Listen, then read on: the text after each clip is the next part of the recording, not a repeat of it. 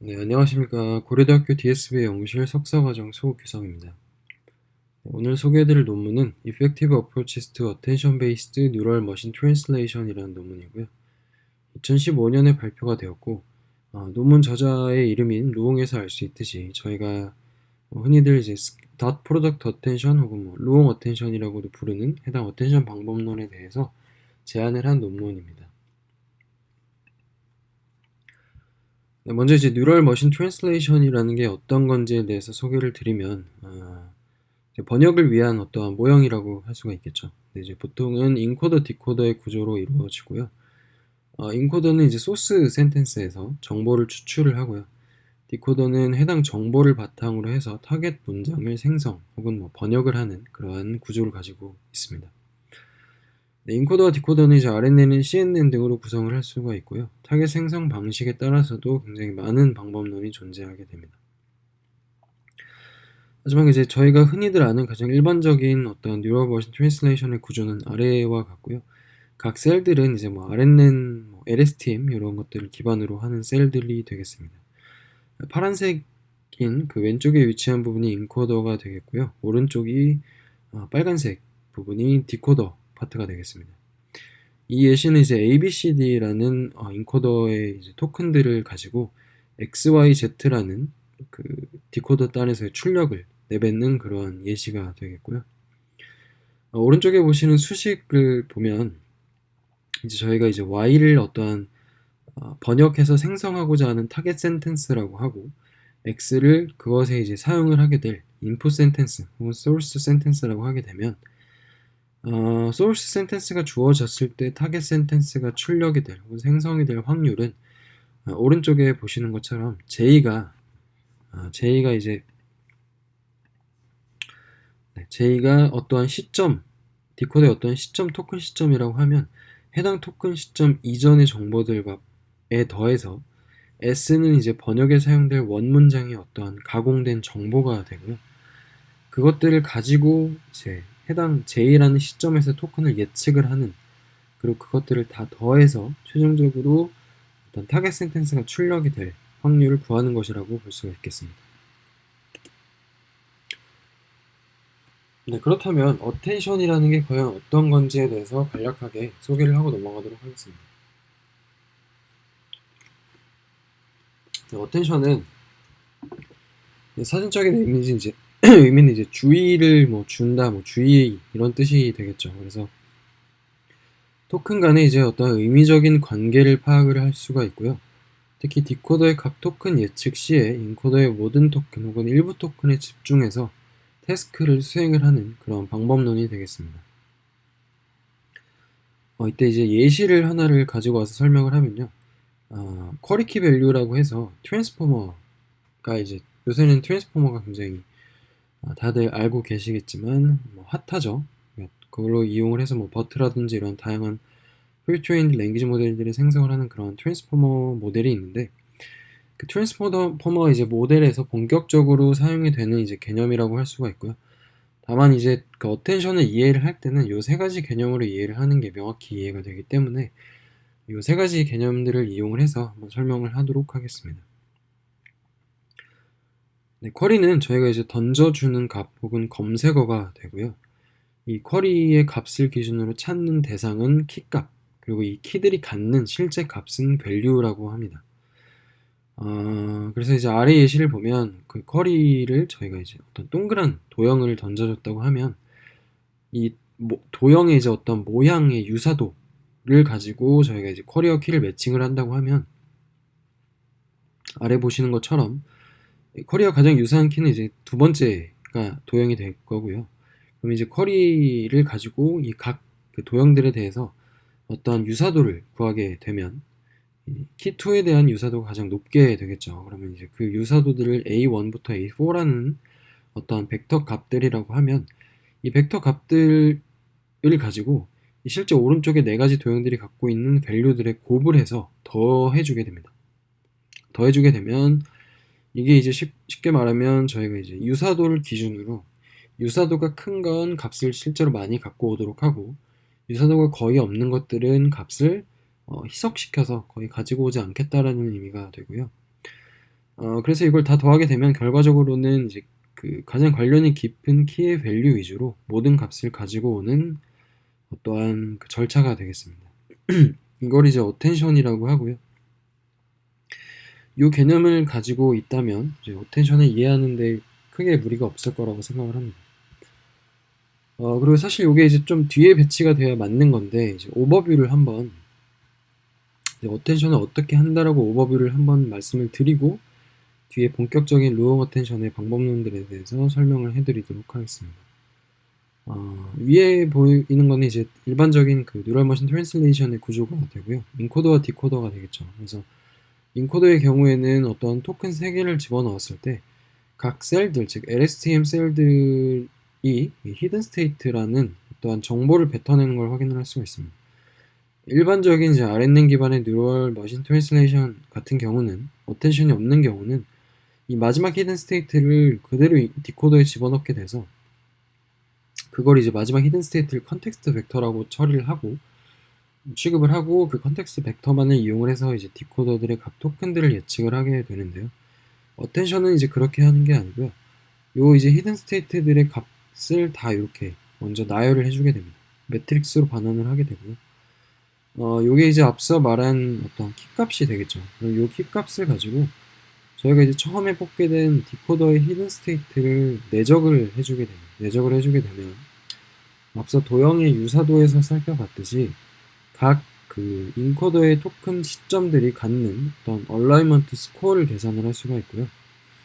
이때 이 얼라이먼트 스코어가 높다는 거는 이 첫 번째 토큰을 예측을 할 때 있어서 가장 많이 봐야 한다, 중점적으로 봐야 한다라는 그러한 어떤 의미가 될 수 있겠습니다. 이 스코어를 그냥 쓰는 게 아니고 소프트맥스 함수를 태우면 합이 1이 되는 어떤 웨이트가 반환이 되고요. 이 웨이트들을 이때 요거는 이제 앞서 말씀드린 예로 치면 키가 아니고 밸류가 되겠죠. 각 밸류에 곱을 해서 더해주게 되면 최종적으로 저희가 어텐션이라고 하는 값을 얻게 됩니다. 이 어텐션은 저희가 그 첫 번째 토큰을 예측을 할 때 인코더의 그 중요한 부분들을 다 파악을 하고 그 정보들을 다 그 어그리게이션을 한 최종적인 정보가 되겠죠. 요걸 이용을 해서 출력을 할 수가 있게 되는데 그러면 이제 이 디코더의 예시에서는 앞서 구한 이 컨텍스트 벡터 어텐션을 통한 이제 컨텍스트 벡터에 플러스 저희가 이제 기존에 뽑았던 히든 스테이트를 가지고 컨캣을 하든지 어떤 다른 방법론을 사용을 해서 오른쪽과 같은 수식으로 처리를 해주게 되면 이때 첫 번째 그 디코더의 시점에서 예측을 하는 토큰이 출력이 되게 됩니다. 결과적으로는 이제 어텐션을 통해서 현재 출력 대상에 대해서 인코더의 히든 스테이트를 고려를 할 수 있다라는 게 어텐션의 가장 큰 강점이자 특징이 되는 거고요. 본격적으로 그 로잉 어텐션 논문에서 소개를 하는 두 가지 어텐션 방법론, 글로벌 어텐션과 로컬 어텐션 중에 첫 번째인 글로벌 어텐션에 대해 소개를 해드리도록 하겠습니다.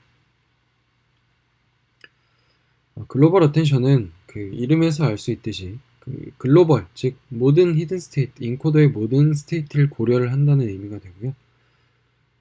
장점은 이제 당연히 소스 문장의 모든 토큰을 반영을 할 수가 있게 되겠죠. 그래서 프로세스를 한번 살펴보면 이 왼쪽 그림에서 이제 파란색은 인코더가 되고요. 빨간색이 이제 디코더가 되겠습니다. 디코더에 어떠한 시점, t 시점에 ht가 있다고 하면 처음에 이제 계산을 하게 되겠죠.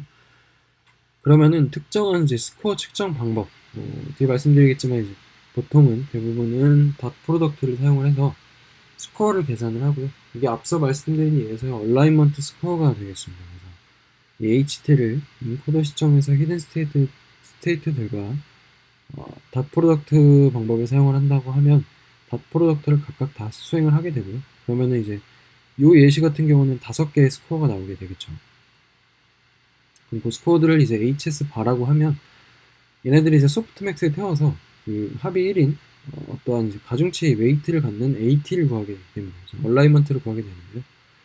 그때 이제 AT는 현 시점에서 그 단어를 출력하는 데 있어서 인코더의 특정 토큰이 갖는 가중치라고 할 수가 있게 되겠습니다. 그래서 이 아래 수식은 방금 말씀드린 프로세스를 하나로 정리를 한 게 되겠고요.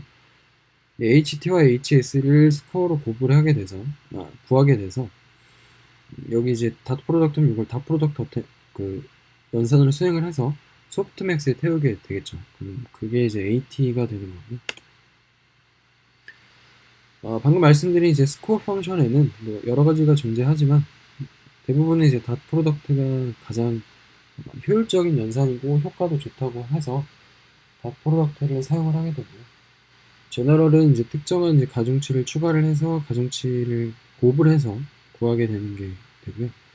컨캣은 말 그대로 이제 그 두 가지를 컨캣을 해서 가중치에 곱을 하고 VA라는 것도 추가를 해서 탄H에 추가를 하는 태우게 되는 그러한 연산 방법론이 되겠습니다.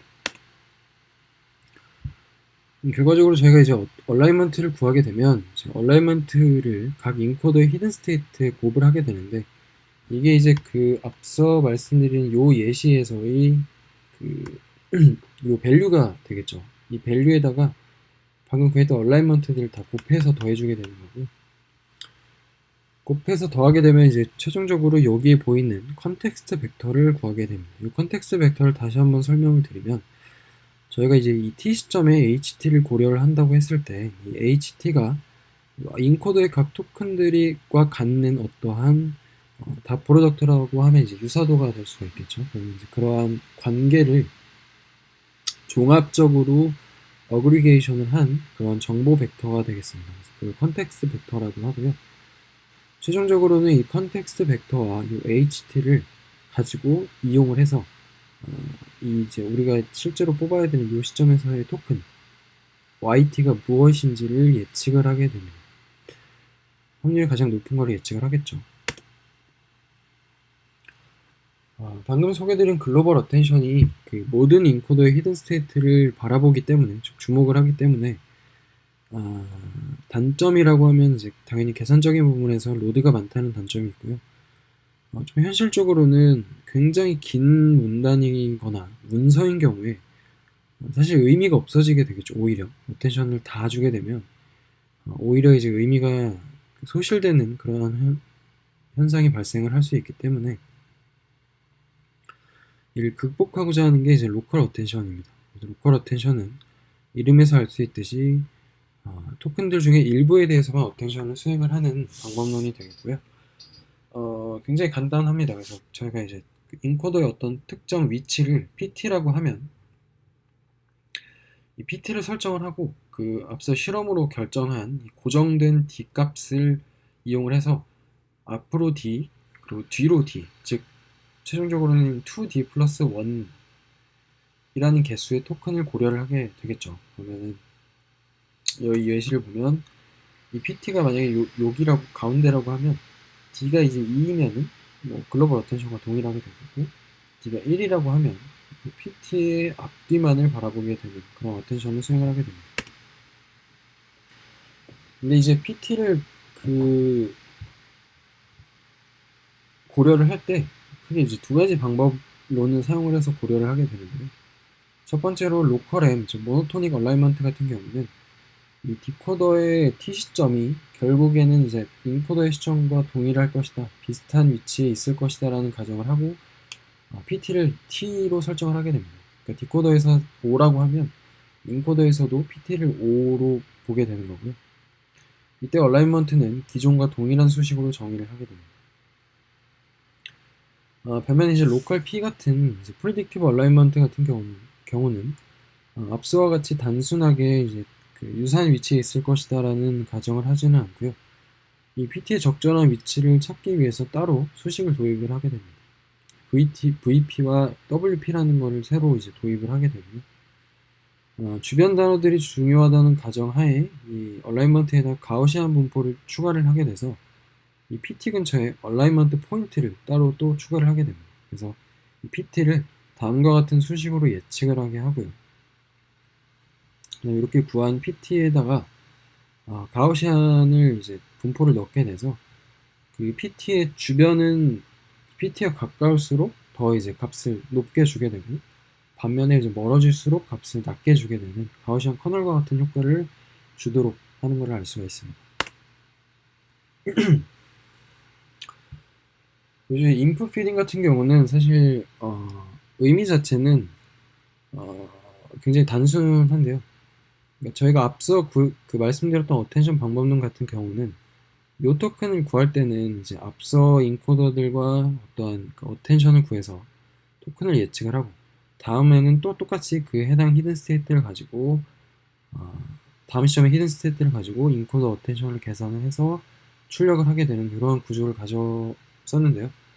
이렇게 되면 이제 이전 시점의 예측 결과와 독립적으로 어텐션을 계산 및 이용을 하게 되겠죠. 그래서 단순 이제 기계 번역, RNN 기반의 기계 번역 같은 경우는 이전 스테이트에 대한 정보를 계속해서 갱신을 하거나 이제 업데이트를 해서 새로운 시점 정보를 예측을 했지만 방금 말씀드린 이제 독립적으로 계산을 하게 되면 이러한 정보가 소실되는 그 현상이 발생할 수 있기 때문에